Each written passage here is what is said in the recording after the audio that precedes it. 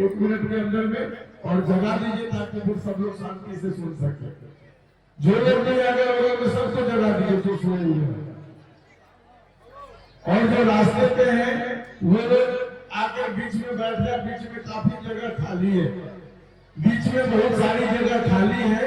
जो लोग रास्ते पे हैं इधर आकर और बैठ जाए, जगह मिल जाएगी। और अगर किसी को जगह नहीं मिल रही है तो जो सोए हुए उनको उठा दीजिए, वहां बैठ जाइए। उसमें कोई हिचकने की जरूरत नहीं है कि कोई सोया हुआ तो कैसे जगा दे। सत्संग सुनने आए हैं, कोई सोए हुए तो उनको जगा कर वहां बैठ जाइए। सब लोग बैठ जाइए, रास्ते पर से हट जाइए और जो जहां है वहां बैठ जाइए। अब हम आग्रह कर रहे हैं परम पूज्य गुरुदेव से अपनी अमृत वाणियों के द्वारा हम लोगों को कृतार्थ करेंगे।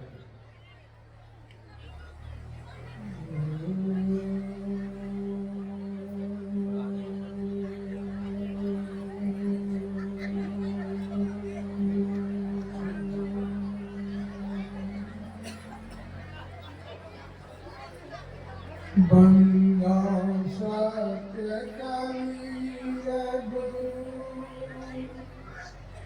चरण कमल सिरना जासु ज्ञान रवि करनि करा भ्रमतम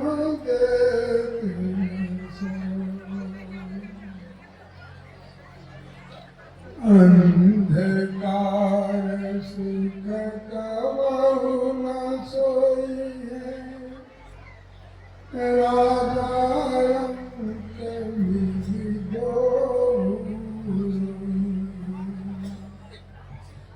जो पैरस मारा मन कई मोर उपजत बिन सतरो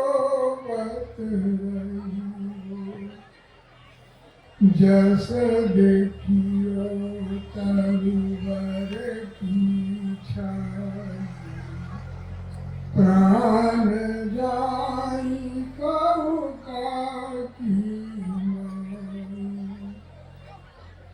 जस जमती वही जीव समान मुए भरम को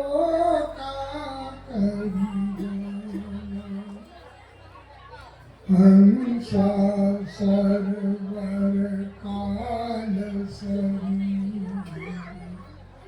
राम रसायन पिबैर कवि।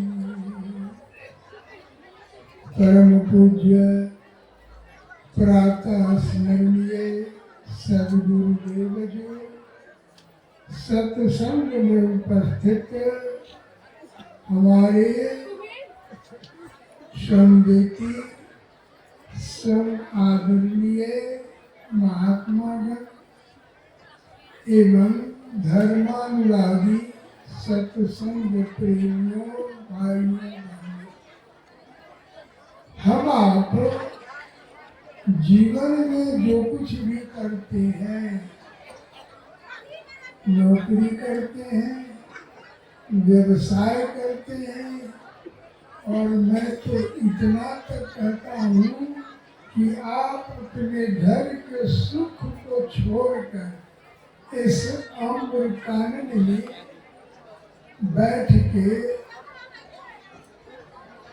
दुख अनुभव न करके सत्संग की महिमा का गुणगान सुनते हैं।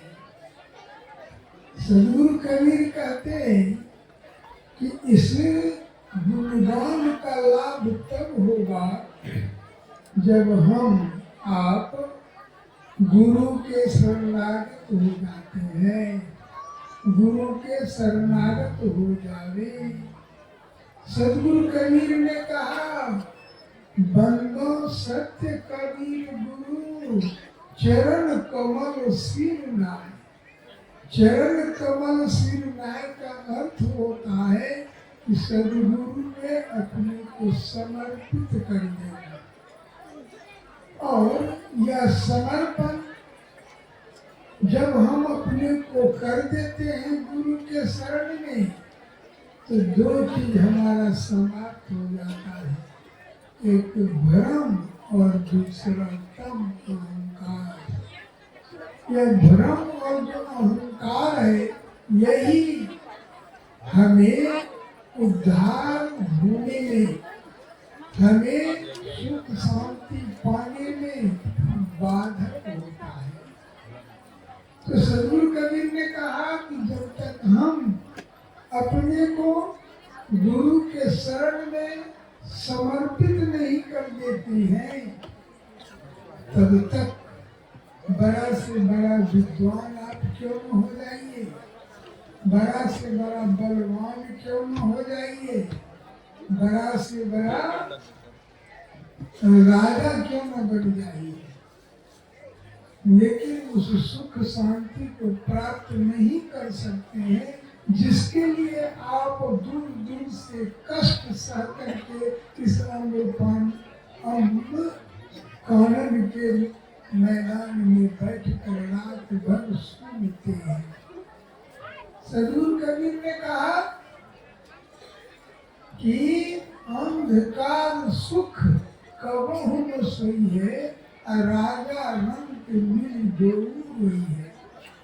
अंधकार, जब तक हम अज्ञानता रूपी अंधकार में रहते हैं, तब तक हम सुख और शांति को प्राप्त नहीं कर सकते हैं, चाहे हम कुछ भी कर ले। कहते हैं कि अंधकार सुख कबहु न सोई है, राजा रंग जोऊ रही है। राजा हो कि रंग हो, सबल हो कि दुर्बल हो, मूर्ख हो कि विद्वान हो, दोनों होते हैं। दोनों में से कोई सुख शांति को प्राप्त नहीं करते।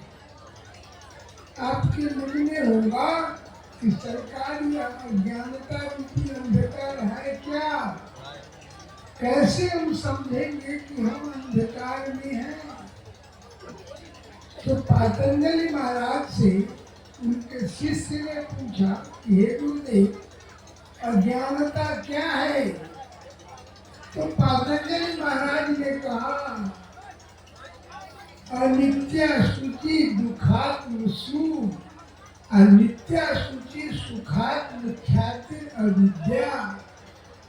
कि जो झूठ को शांत समझता है, जो अपवित्र को पवित्र समझता है, और जिसका परिणाम दुख है और उस कार्य को करता है, वह अज्ञानी है। और जिस दिन वह सत्य को सत्य, झूठ को झूठ, पवित्र अपवित्र को पवित्र, पवित्र को अपवित्र और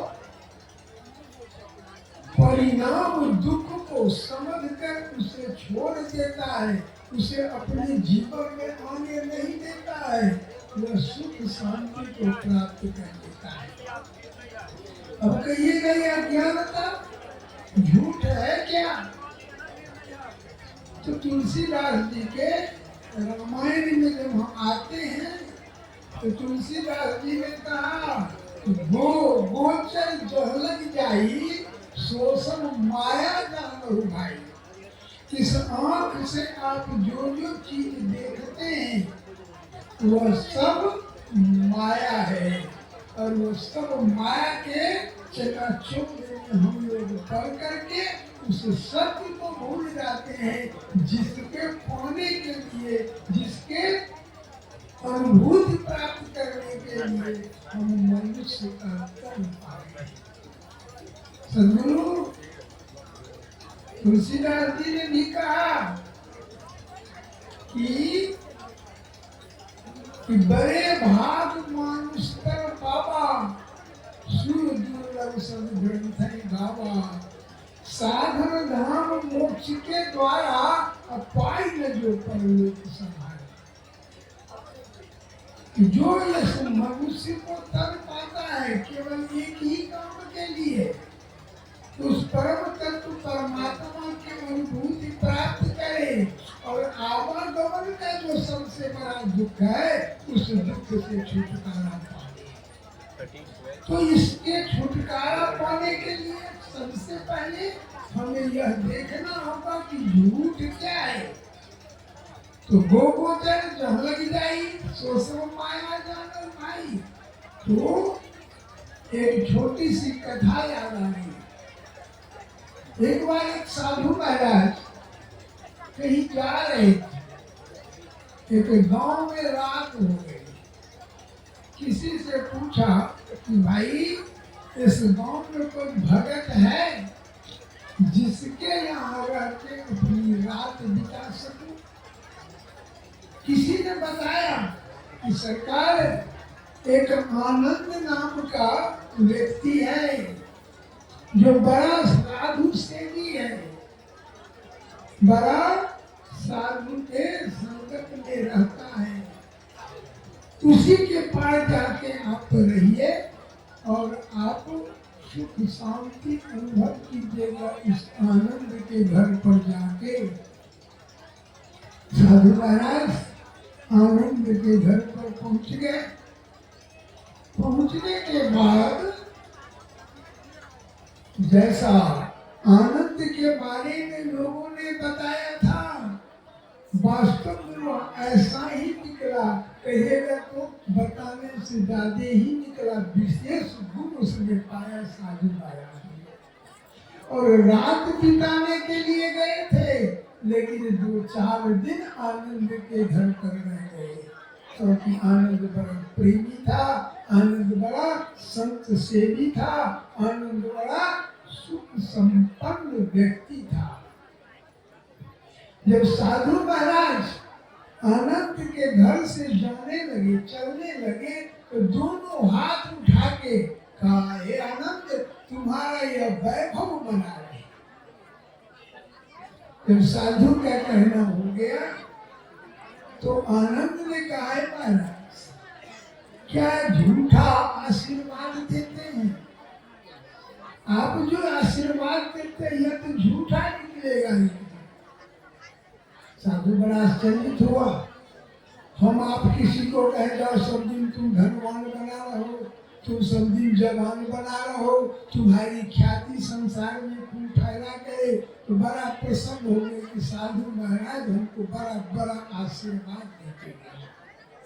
लेकिन वो साधु ने कहा कि आनंद तुम्हारा ये वैभव बना रहे। तो आनंद कहता है महाराज ये झूठा आशीर्वाद क्यों देते हैं? जिसे आप कहा कि तुम्हारा बना रहे यह तो माया है। आज देखते हैं यह वैभव, आज ये देखते हैं 10 महल का मेरा मकान, अब ये देखते हैं कि मैं जमीनों का जमींदार हूँ, यह एक दिन नहीं रहेगा। साधु महाराज ने कहा कि मैं तो वेशधारी साधु हूँ, लेकिन वास्तव में तो ये साधु नहीं, जिसको सब कुछ है लेकिन सब कुछ को यह झूठा समझता है और ये समझता है कि मेरा नहीं है, एक न एक दिन इसका समाप्त हो जाना है। वहां तो साधु महाराज तो चले गए। कुछ दिनों के बाद साधु महाराज फिर उस गांव में पहुंचे और आज तो मालूम था उस गांव में रहने वाला जो आनंद है सो बड़ा संत सेवी है, बड़ा प्रेमी है। साधु महाराज वहाँ पहुँच गए। लेकिन जब वहाँ पहुँचते हैं तो देखते हैं वो सब वैभव धराशायी हो चुका है, कुछ भी नहीं है वहाँ और आनंद भी वहाँ नहीं है। किसी से पूछ लिया कि आनंद कहाँ है, किसी से पूछ लिया कि आनंद कहाँ है, तो लोगों ने बताया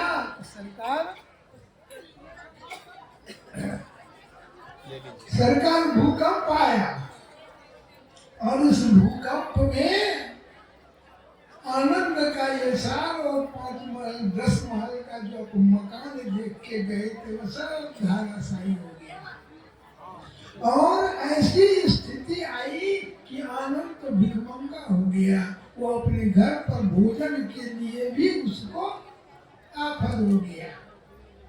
तो साधु ने कहा कि फिर आनंद गया कहाँ? सरकार बगल में एक जमींदार है, उसी के यहाँ वह नौकरी करता है। साधु महाराज पहुंच गए उस जमींदार के यहाँ, जिस जमींदार के यहाँ आनंद नौकरी कर रहा था। साधु ने वहां देखा एक फटी चिटी चटाई पर आनंद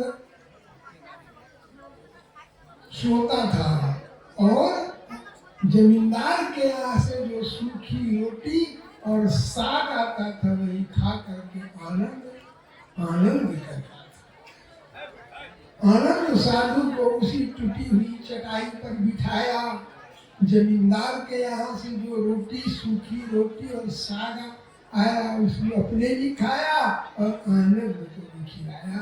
रात भर गुजारे दोनों वहां।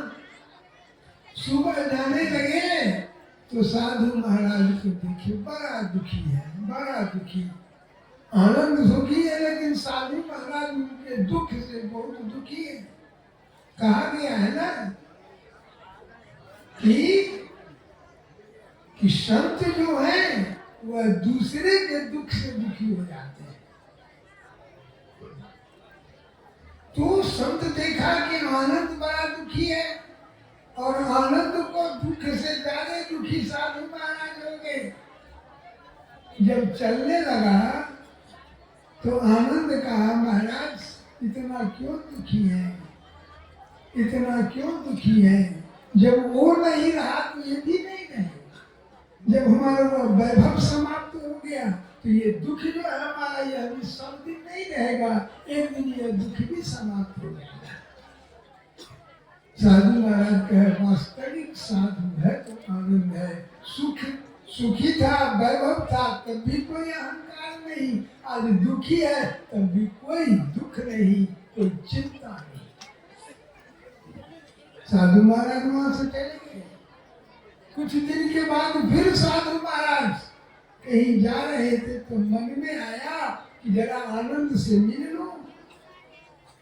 और आनंद से मिलने के लिए जब उस जमींदार के यहाँ गया तो देखते क्या है कि जमींदार के यहाँ जो राजा का कुर्सी थी उसी कुर्सी पर आनंद बैठा हुआ है। चारों बगल से नौकर चाकर, हाथी घोड़ा सब कुछ का मालिक है। साधु महाराज बड़ा आनंदित हुए, बड़ा खुशी हुए, हाथ उठा के कह रहे आनंद अब यह तुम्हारा नहीं जाए, कम से कम यह तो रहे। आनंद कहता फिर झूठा आशीर्वाद दे रहे, फिर आपका आशीर्वाद झूठा हो जाएगा महाराज। जब वो नहीं रहा, जब ये नहीं रहा तो ये भी नहीं रहेगा। साधु महाराज गुम हो गए कि वास्तव में आनंद साधु, वास्तव में आनंद उस सत्य को प्राप्त कर लिया है कि है क्या।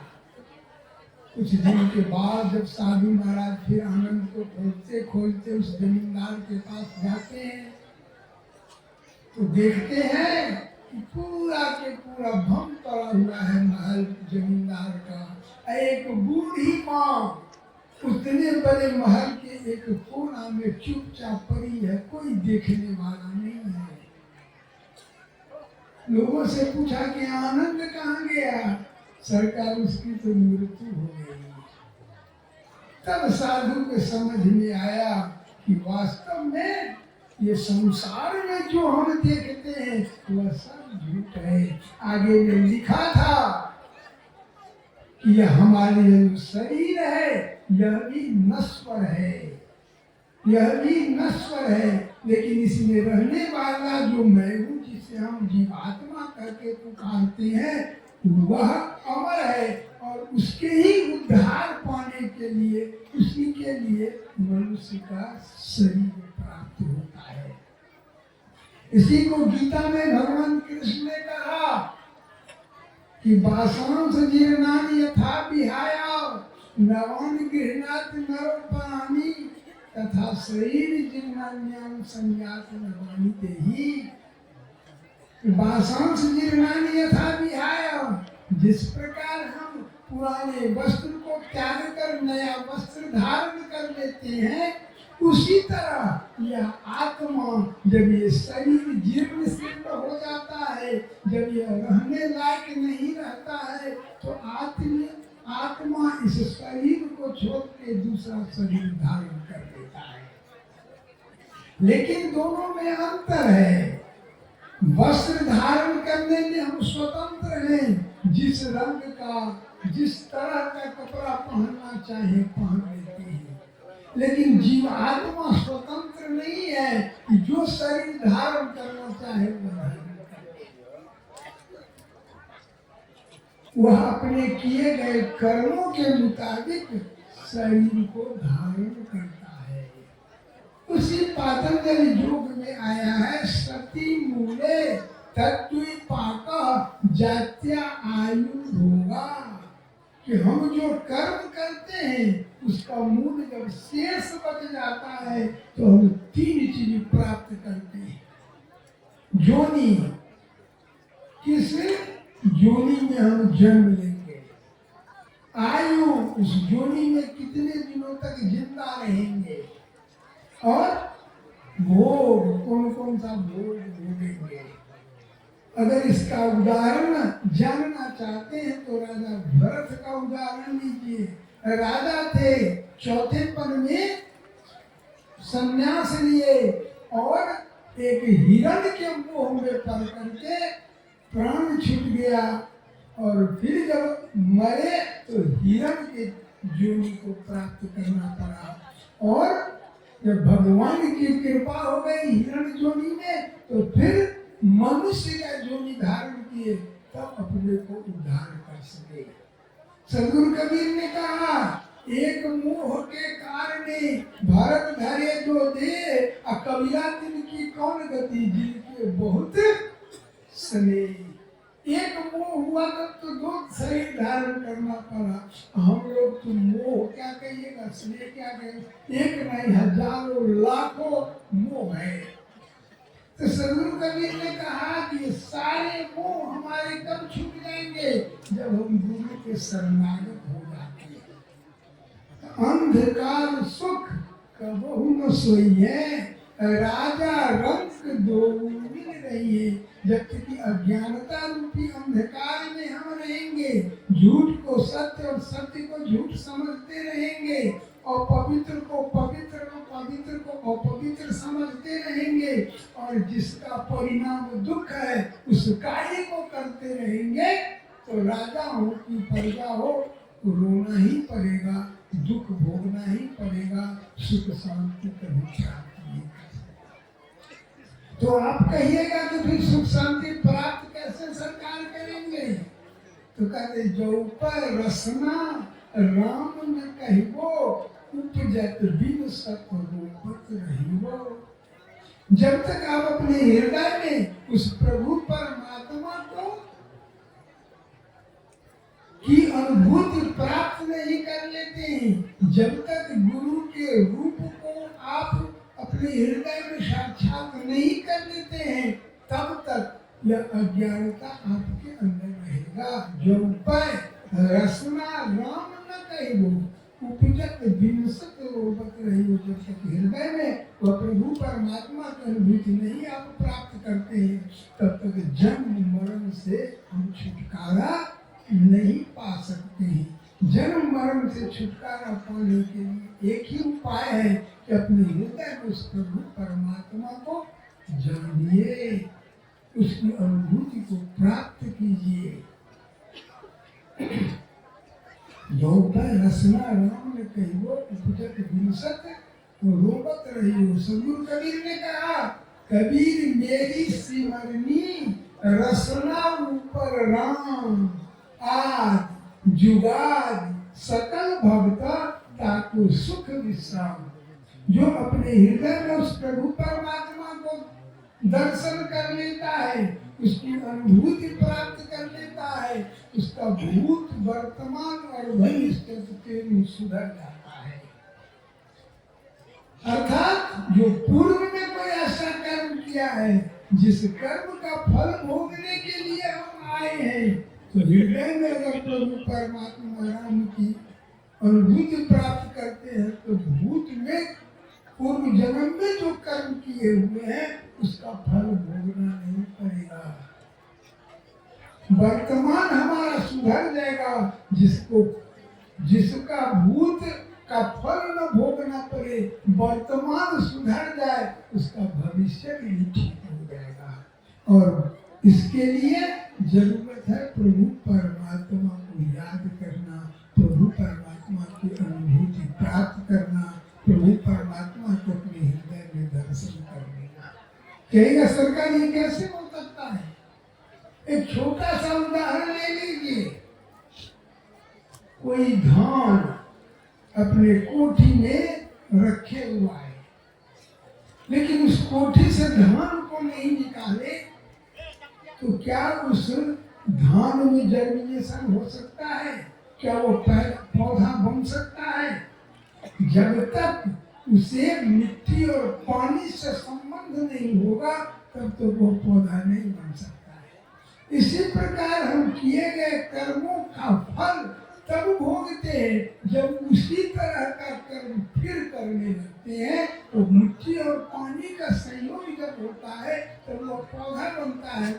बीज, कोई भी बीज तब तक वो बीज बना रहता है जब तक वो पानी और मिट्टी से उसका संबंध नहीं होता है।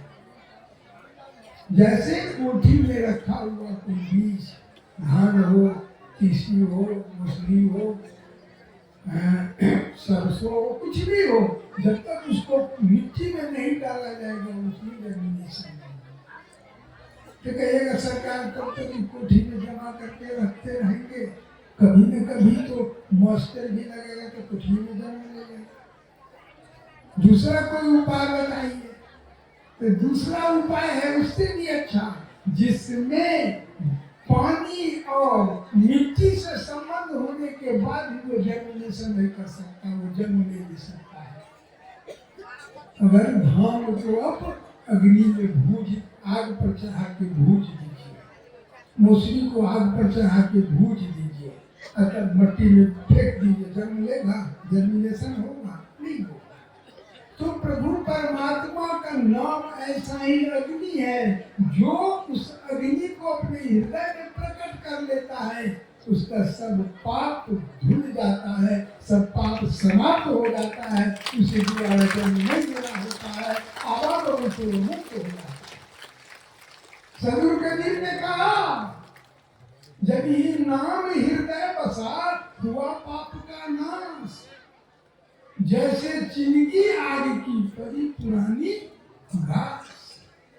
प्रभु परमात्मा आपके हृदय में प्रकट हो जाए, समझिए आप मनुष्य का जन्म प्राप्त किए वो उद्धार हो गया, उससे वास्तविक में आप सफल हो गए।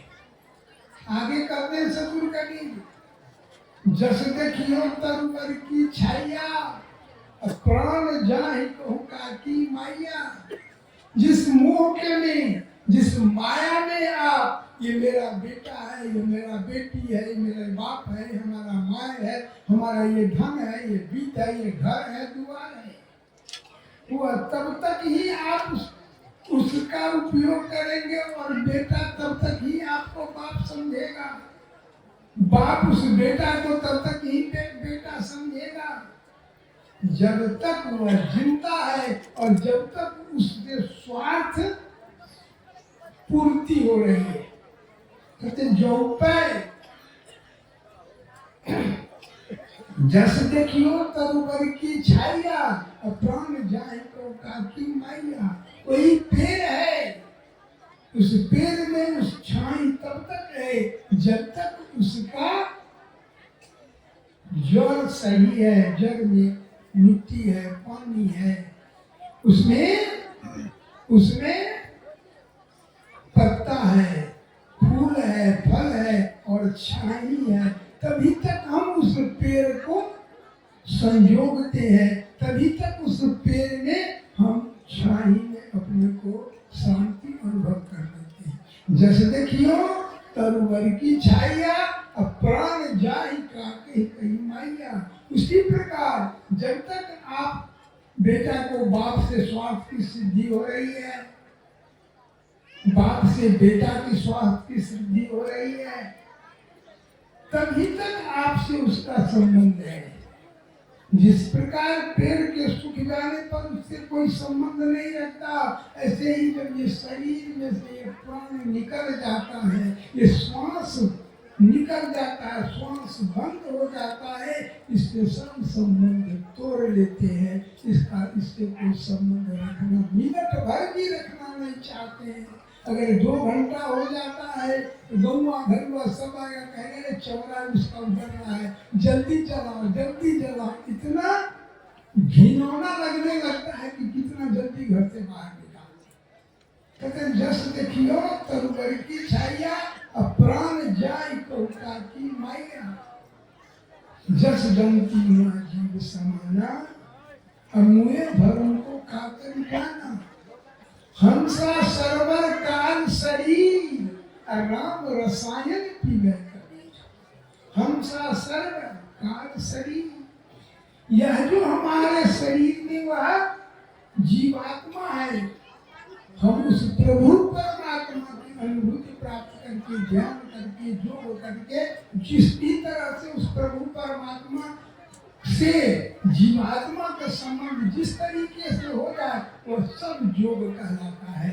लय के द्वारा, प्रेम के द्वारा, हठ के द्वारा, अष्टांग योग के द्वारा, जिस भी तरह से उससे आप संबंध जोड़ लेते हैं, इस तरह के जो कार्य उसको योग कहते हैं। कहते योग करके इस शरीर में जो जीवात्मा और परमात्मा भी है और काल भी है, काल भी इसी के अंदर है। जब वह समय आता है तो काल जीवात्मा को संकेत कर देता है कि अब तुम्हारा जाने का समय आ गया, अपने को नहीं संभाल पाए तो जैसा कर्म किया वैसा फल भोगो। आप जानते हैं प्रभु राम, जिसको हम भगवान कहते हैं, भगवान कृष्ण कहते हैं, जितने भी अवतार हो चुके हैं, आज कोई है शरीर धारण किया, सब आज कोई नहीं है, भले नाम है। तो राम जी का जब समय हो गया जाने का, तो काल एक साधु के रूप में प्रकट हो गए और लक्ष्मण से कहे कि हमको राम से मिला। लक्ष्मण जी ले गए साधु महाराज को, राम के निकट रखे। साधु ने कहा राम से, हे राम, मैं कुछ विशेष कार्य से आपके निकट आया हूँ, लेकिन हमारे और आपके बीच में जो बातचीत होगी वह कोई सुने नहीं, और बातचीत के दरमियान अगर कोई चला आवे तो उसको आपको फांसी दे देना। राम स्वीकार कर लिए, ठीक है ऐसा होगा। लक्ष्मण जी को द्वारपाल बना दिया गया, द्वार पर खड़ा कर दिया गया कि कोई भी व्यक्ति हमारे और इनके बीच की बात को सुने नहीं। जब राम घर में जाके, कमरा में जाके दोनों आदमी बातचीत करने लगे, तो साधु के जो भेष में आया था काल, वो अपना भेष पकड़ लिया, काल के रूप में प्रकट हो गया। भगवान राम थे इसलिए काल को जबरदस्ती उनको ले नहीं जा सकता। तो काल ने कहा कि हे भगवान, हे प्रभु, अब आपके जाने का समय हो गया, मैं आपको संकेत करने आया हूँ कि जाने का समय आ गया, अब आप यहाँ से शरीर को छोड़िए। इसी समय में दुर्वासा पहुंचे। दुर्वासा कहते हैं लक्ष्मण से, हमको अब भी राम से मिला, अब भी राम से मिला। राम कहते हैं, लक्ष्मण कहते हैं कि आदेश है कि किसी को आने नहीं देने के लिए, और जो आ गया तो उसको फांसी की सजा हो जाएगी। अगर मैं इनको जाने देता हूँ तो हम जो द्वार पर है, द्वारपाल में कलंक लग जाएगा, और इनको अगर हम जाने देता हूँ तो वहां पर जाएंगे तो इनको फांसी की सजा हो जाएगी। तो राम लक्ष्मण कहते हैं कि अभी नहीं आप जा सकते हैं, राम का आदेश है कि जब तक मैं इनसे बातचीत करूं मेरे निकट कोई नहीं आए। दुर्वासा तो दुर्वासा थे, एक बार क्रोध में आ गए, कह अभी हमको लक्ष्मण ले चलो, नहीं तो मैं श्राप दूंगा, तुम्हारे पूरी अयोध्या को सर्वनाश कर दूंगा। लक्ष्मण सोचते हैं कि ये श्राप दे देगा तो पूरा अयोध्या नगरी सबका सर्वनाश होगा, और मैं जाता हूं तो केवल मैं ही न मरूंगा, कम से कम अयोध्या तो बचेगा। ऐसा सोच करके लक्ष्मण जी चले गए राम के पास, हाथ जोड़ के कहे कि दुर्वासा आए हैं, और काल तो अपनी सारी बात राम को कह चुके थे, भेष बदले और अंतर ध्यान। और दूसरे दिन सभा लगी, राम ने कहा था कि जो बीच में पड़ेगा उसको फांसी होगी। तो अब सब कोई चुप थे, कौन कहेगा कि लक्ष्मण को फांसी दिया जाए, सब चुप थे। और राम के राज में होता था क्या, जब लगी, जब तक जो पांचों को लागे नहीं का, जब तक कोई पांच लोग मिल के कोई निर्णय नहीं लेता था तो तक अपने कुछ निर्णय लेते नहीं थे। सभा लगी कि ऐसी बात है, लक्ष्मण को क्या किया जाए, सब चुप था, सब मौन था, सब सिर झुकाए हुए था। तो हनुमान ने कहा सरकार अगर मुझे आज्ञा हो तो मैं कुछ बोलूं। कहा बोलिए। हनुमान जी कहते हैं कि जिसको आप त्याग देते हैं, जिसको मन से आप हटा देते हैं, उसके बड़ा कोई फांसी नहीं है। आप केवल लक्ष्मण को त्याग दीजिए, कह दीजिए मैं तुमको त्याग करता हूँ, यह भी फांसी है। राम ने उनके जो सलाह था उसको मान लिया, और राम ने कहा कि मैं आज से लक्ष्मण को त्यागता हूँ। लक्ष्मण सोचते हैं कि जब भगवान राम त्याग दिए तो इस संसार में रह के मैं क्या करूंगा। जाके जमुना में डूब के मर गए। कहीं जमुना में डूब के क्यों मर गए? तो कहा जाता है ना कि लक्ष्मण जी शेषावतार थे। अब पहले वो जाकर के भगवान राम के सैया बनेंगे तब ना राम जाएंगे, इसलिए ऐसा रचना रचा गया कि राम से पहले लक्ष्मण को जाना पड़ा, और जाके समुद्र में सरजू में डूबे। और कहा जाता है कि वहां जाके फिर जो वास्तविक में शेषावतार थे वहां पर शेष का आसन लग गया, बिछावन बन गया।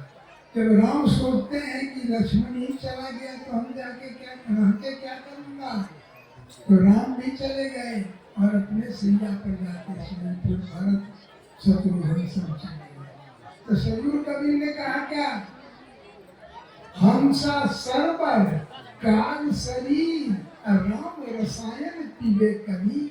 हंसा सरबर, इसी शरीर में जीवात्मा जब प्रभु परमात्मा से संबंध जोड़ लेता है तो ये हंस बन जाता है। हंस में क्या गुण है? पानी को और दूध को मिला के एक जगह रख दीजिए, उसका चोंच पड़ेगा, पानी अलग और दूध अलग हो जाता है।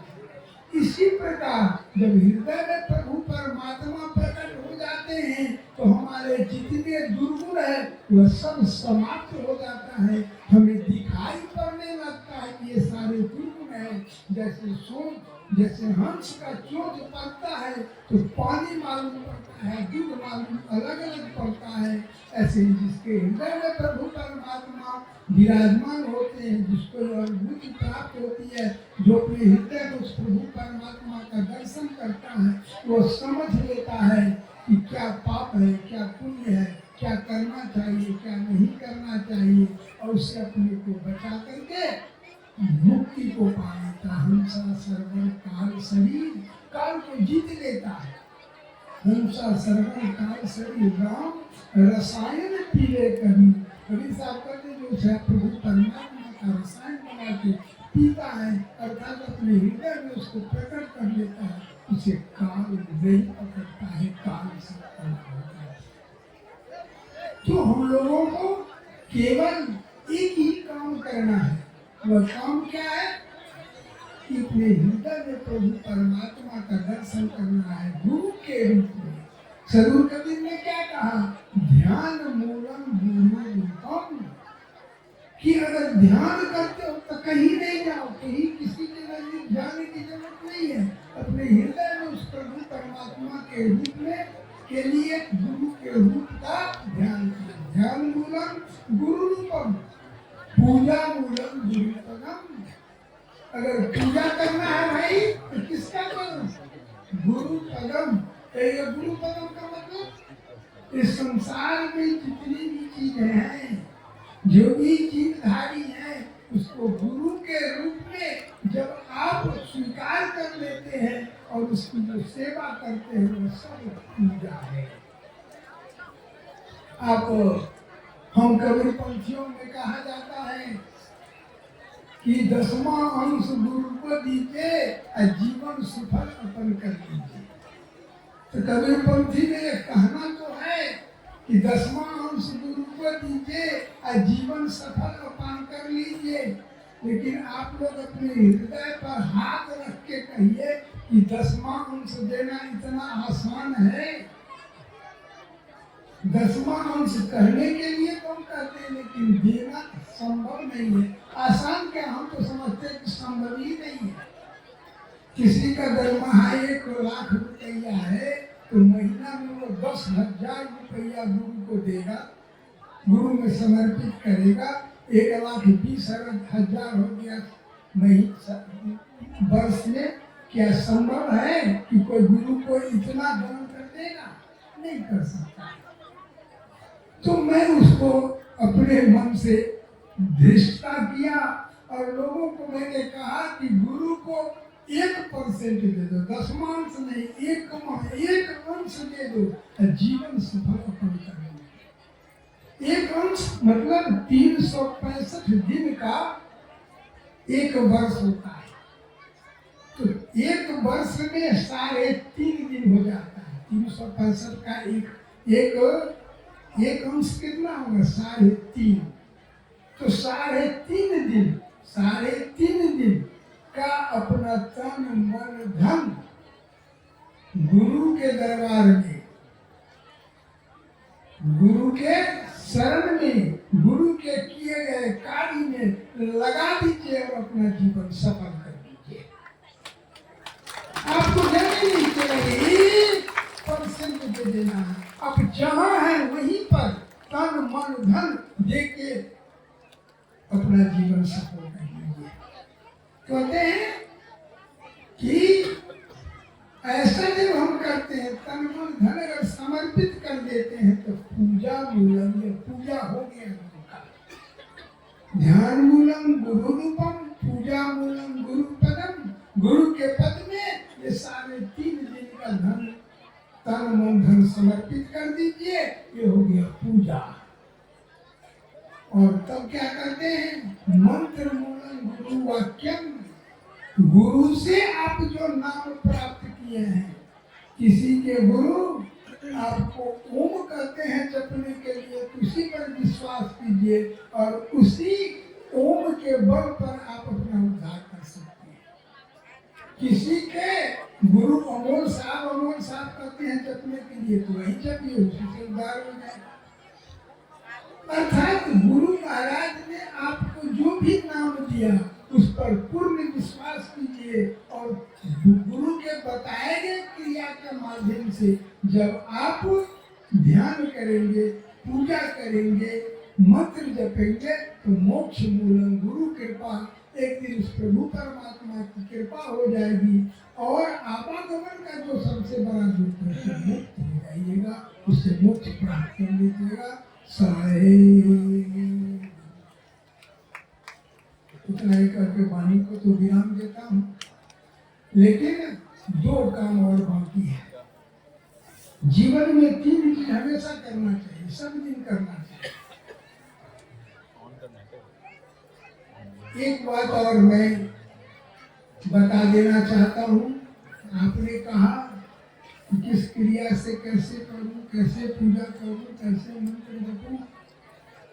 तो वेद में आया है कि नाम नामना जो भी पूरा सूर्यात पूरा ससा यदि जो प्रथमम सर्वभूव स्वराजिनी माया यस्मान नन्यात परमस्ति भूतम। ऐ मनुष्य हो, सो के उठो तब और सोने जाओ तब पूरा सूर्यात पूरा ससा। नाम नामना गुरु ने जो नाम दिया उस नाम के बल पर उस नामी से संबंध लियो। कब? पूरा सूर्यात पूरा सका।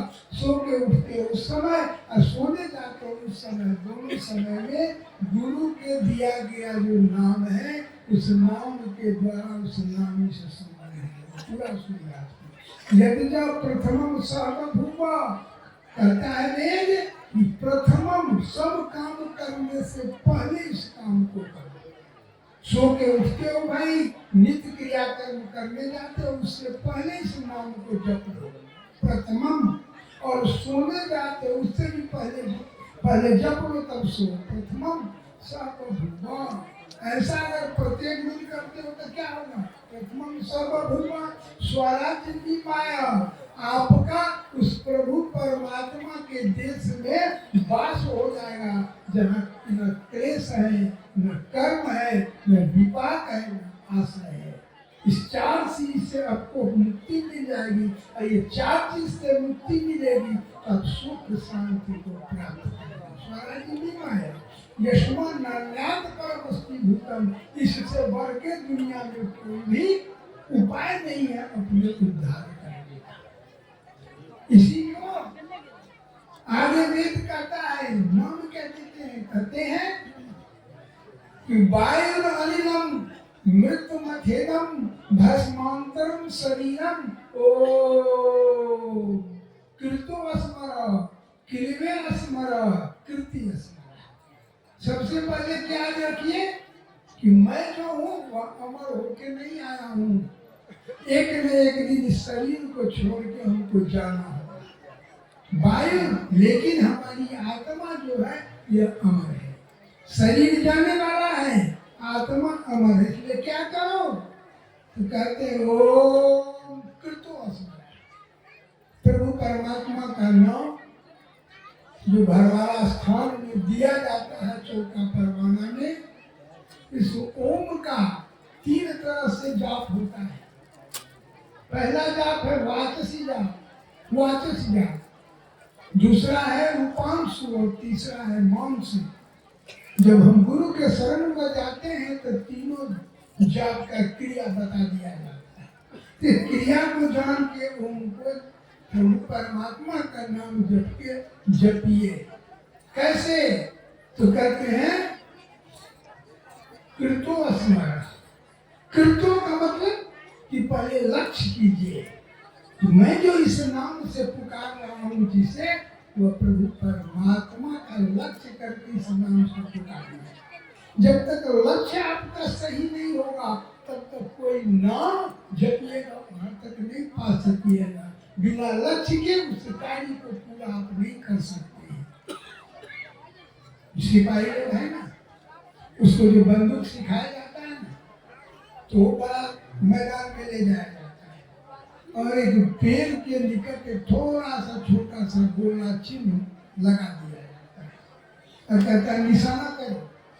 गोल में निशाना होना चाहिए। जब गोल में निशाना करना वो समझ जाता है तब एक बिंदु डाल देता है, एकदम छोटा सा बिंदु, कहता उसमें निशाना।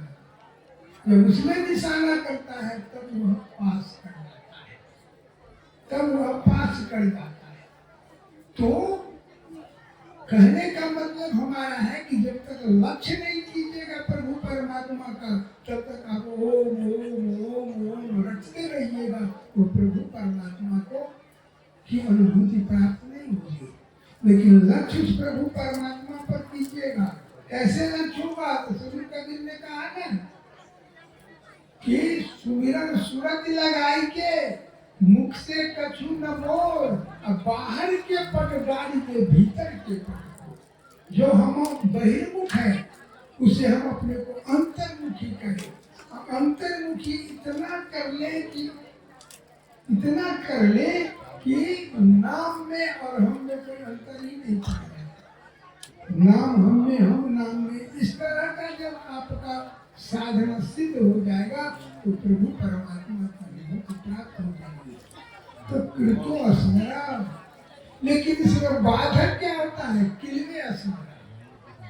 किलवे का मतलब है जो दुर्गुण आप में है, ये 7 दुर्गुण आप में है, इस 7 दुर्गुण को जब आप दूर कर दीजिएगा तब वह क्लीवे स्मरा कृति स्मरा, क्लीवे स्मरा कृति स्मरा, अर्थात आप अपने तरफ देखिए, दूसरे की तरफ नहीं देखिए, दूसरे की गलती नहीं देखिए, अपनी गलती देखिए। हम में कौन कौन गलती है, हम कौन कौन गलत काम किए हैं।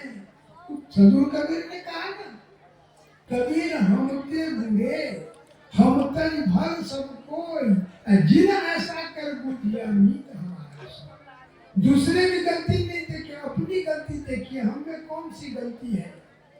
और जब समझ में आ जाए कि हम में यह अवगुण है, उसे छोड़ दीजिए। और ये समझ में कब आएगा कि आप में कौन सी गलती है, समझ में कब आएगा? तो सत्संग में जाने से, सत्संग में जाइएगा तो अपनी गलती समझ में आने लगेगी। बार बार सुनिएगा, मांस भके मद पिए विश्वासन धन खाए, जुआ खेले चोरी करे हम तो समूला जाए, बार बार सुनिएगा तो समझ में आएगा तो खैनी खाना बेकार है, वो वेश्यावृत्ति करना बेकार है, ये मांस खाना बेकार है, दारू पीना बेकार है, चोरी करना बेकार है, ये सब दुर्गुण है। बार बार सत्संग में जाने पर सुनने पर एक दिन यह मन में होगा कि इसे बेकार, इसको छोड़ दे, क्लियर छूट जाए तो फिर आगे नहीं, उस पर ध्यान रखेंगे, फिर दोबारा पकड़ाएंगे। बहुत सारे लोग मिलते हैं, बहुत नजदीकी के लोग रहते हैं कुमरिया, तो कहते हो भैया खैनी खाना छोड़ दे, ये सरकार अपने के जब प्रवचन सुनाने का छोड़ देंगे, 6 महीना तक छोड़ दिया की कहे कि छोड़ा सब से फिर जबरदस्ती तो सदु वेद कहता है नहीं, क्लीवे स्मरा कृति स्मरा कृतो स्मरा, छोड़ दिया तो फिर पकड़ो नहीं। तब उस प्रभु परमात्मा का दर्शन हृदय में पा सकते हैं। तो 3 चीज लक्ष्य करो भाई। दूसरा, अपने अवगुण को देखो, उस अवगुण को छोड़ो, और तीसरा छूट जाए तो फिर आगे। तो ये सत्संग से क्या होगा? तो शंकराचार्य ने कहा सत्संग के निसंग के निर्मोहम तत्वम, निर्मोहम तत्वम निश्चल चित्तम, निश्चल चित्तम जीवन मुक्तम। सत्संग है मनुष्य सत्संग में जा, सत्संग निसंग, जब सत्संग में जाओगे तो तुमने कौन कौन सी अवगुण है, कौन कौन सा दुर्गुण है, कौन कौन सी तुम गलती करते हो, वो सब समझ में आएगा। सत्संगत्व निसंगत्व, और जब जिस दिन ये समझ में आ जाएगा तो निर्मोहन तत्व, उस चीज के प्रति मोह टूट जाएगा। निर्मोहन तत्व, निर्मोहन तत्व निश्चल चित्तम, जिस दिन उसका मोह टूट जाएगा तो आपका हृदय निश्चल हो जाएगा, श्वेत हो जाएगा, पवित्र हो जाएगा, निश्चल चित्तम जीवन मुक्तम। जिस दिन हृदय पवित्र हो जाएगा, निश्चल हो जाएगा, उस दिन इस हृदय में उस प्रभु परमात्मा का दर्शन कर लीजिएगा, अनुभूति प्राप्त कर लिया, निश्चल चित्तम जीवन मुक्तम, आपका जीवन मुक्त हो जाएगा, आवागमन से छूट जाइएगा। इतना ही कहकर वाणी को विराम देता हूँ।